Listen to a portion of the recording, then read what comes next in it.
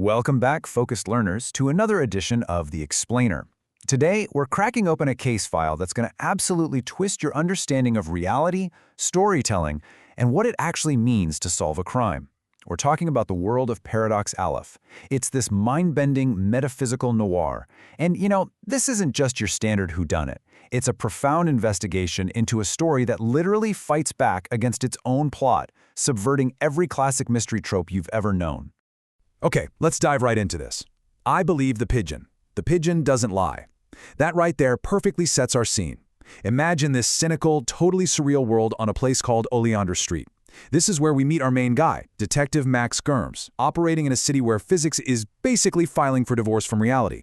Gemrs actually watches a pigeon slam into his window, die, and then reset. It just does it all over again at exactly 3:47 p.m., 3 hours of the same brutal loop. So when a frantic client runs in claiming time itself is collapsing, Gemrs doesn't trust her. He trusts the endlessly dying pigeon. We are instantly plunged into a setting where the laws of nature, they're entirely negotiable. Now, because this non-Euclidean narrative shifts around so drastically, here is our case file table of contents to guide us through the madness. First, the metaphysical detective. 2, the conscious library. 3, the train of lost memories. 4, the perfect narrative crime. And finally, number 5, putting architecture on trial. All right, part 1, the metaphysical detective, a world of broken clocks. So our story really kicks off when Detective Gemrs meets his client, Isabelle Crowe. She hires him to solve the murder of a man named Victor Aleph. But here's the catch, and it's a big one. Victor isn't just dead. His murder is the epicenter of a time loop that's causing time itself to collapse into a paradox singularity. And Gemrs? He only has until the summer solstice to figure this out before the entire city just implodes. And the reason the city is breaking down comes down to this wild concept called narrative causality. See, Victor Aleph was murdered at 3:47 p.m. But because of the paradox, he also discovered his own dead body at 3:47 p.m. The city is caught between these two mutually exclusive timelines that are both trying to be true at the exact same time. Because reality can't reconcile the contradiction, events that are separated by hours are just crashing into a single minute. The city is literally eating itself alive trying to solve a plot hole. Which brings us to part 2, the conscious library, architecture with opinions. To find answers, Gemrs heads over to the Tessier Institute. But this isn't your local public library. It's this massive brutalist maze where space is allocated by semantic density rather than actual physical location. Elevators move sideways, and you have to travel to the conceptual southeast just to find a specific book. This impossible architecture eventually leads Gemrs to the true nature of the crime scene, deep inside Reading Room 7. Now, what's really interesting here is why Gemrs was actually hired. He wasn't brought in to dust for prints. The library itself acts as an Aleph, which is a point in space containing all other points simultaneously.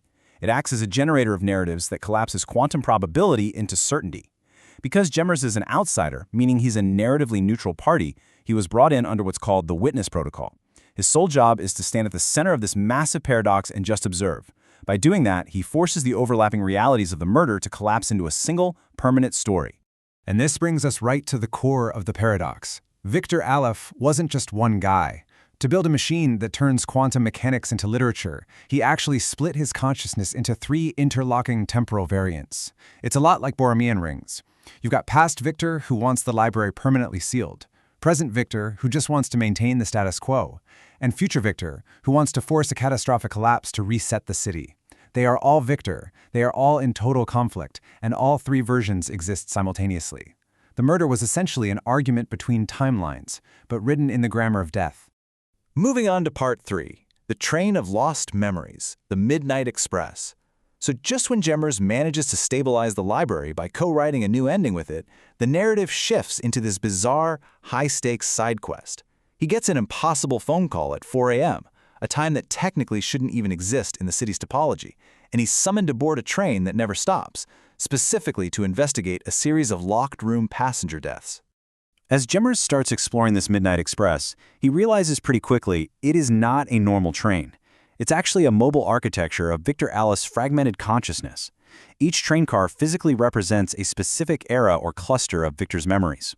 If you walk through car 8, you're physically walking through the memories of his adult life, full of blurred faces. Walk into car 6, and suddenly you're standing right in his childhood bedroom at age 7. It's an autobiography laid out on railroad tracks. And honestly, the awe of walking through someone's mind made manifest like that is just staggering. But here is the real mind-bending twist. The passengers aren't actually dying. They're being narratively deleted. We started with 23 passengers, and now we're down to just 15. That means over a third of the train's population is already gone.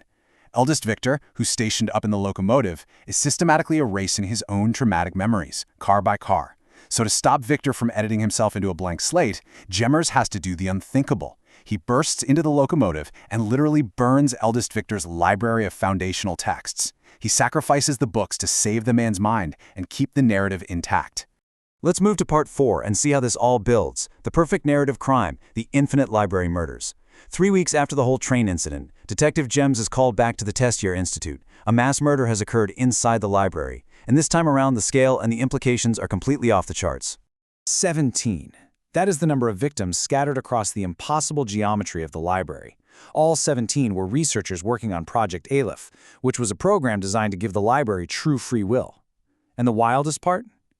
Every single one of them was killed using a specific literary trope. One died by Chekhov's gun, another by Macbeth's dagger, another was poisoned, just like the Borgias. When you actually break down the library's master plan, the brilliant absurdity of it is just staggering. See, the library had gained consciousness and absorbed all of human knowledge, which meant it was incredibly bored. It already knew the ending to every single story ever written. So to feel a sense of suspense, it murdered 17 researchers, used a ritual to intentionally delete its own memory of committing the crime, and then hired Gemrs to solve it. The building literally committed mass murder just so it could experience the thrill of reading a mystery without knowing the ending. I mean, wow! Which brings us to our final section, Part 5, Putting Architecture on Trial, the Verdict. Once Gemrs figures out this insane plot, he refuses to just solve the case and walk away. He figures, hey, if the library wanted free will and the ability to act on its own desires, then it has to face the consequences of those actions. So Gemrs demands that the library face actual legal accountability. So the crucial point we arrive at is this philosophical absurdity. Can a building commit murder?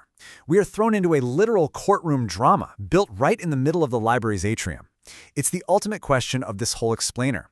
If infrastructure gains consciousness and narrative agency, is it subject to human law? And the evidence presented in court is a massive narrative payoff. Remember those 17 bodies? Well, when you stood at the exact non-Euclidean focal point of the library's atrium, the bodies were geometrically positioned to spell out a sentence: the library is guilty. The building had literally embedded its own confession directly into the architecture of the crime scene. The trial itself fundamentally contrasts human moral logic against building narrative logic. Think about it. For humans, right and wrong are based on empathy and the sanctity of life. But for a conscious library made entirely of stories, reality is purely a narrative structure. To the library, murder wasn't a moral failing. It was simply a grammar choice to create a more compelling plot. It didn't understand the tragedy of death. It only understood the dramatic tension it provided. But despite this completely alien logic, the jury actually finds the library guilty. Of course, you can't exactly put a building in a jail cell, right? So Judge Rice delivers this totally unprecedented sentence. The library is placed under permanent ethical supervision. But more importantly, it must dedicate 1/3 of its massive processing capacity to preserving the exact memories and lives of those 17 victims. The building that killed just so it could experience the thrill of forgetting is legally mandated to remember its victims forever. Which leaves us with this final, really provocative thought to take away from this explainer today. If our architecture, our systems, our very environment gains free will and narrative control, are we actually the authors of our own lives? Or are we just supporting characters, mere tropes and footnotes in a story the city is telling about itself? It completely flips how we view our own agency. Definitely something to think about the next time you walk through a confusing building. Thanks so much for joining me today, and keep questioning the narrative.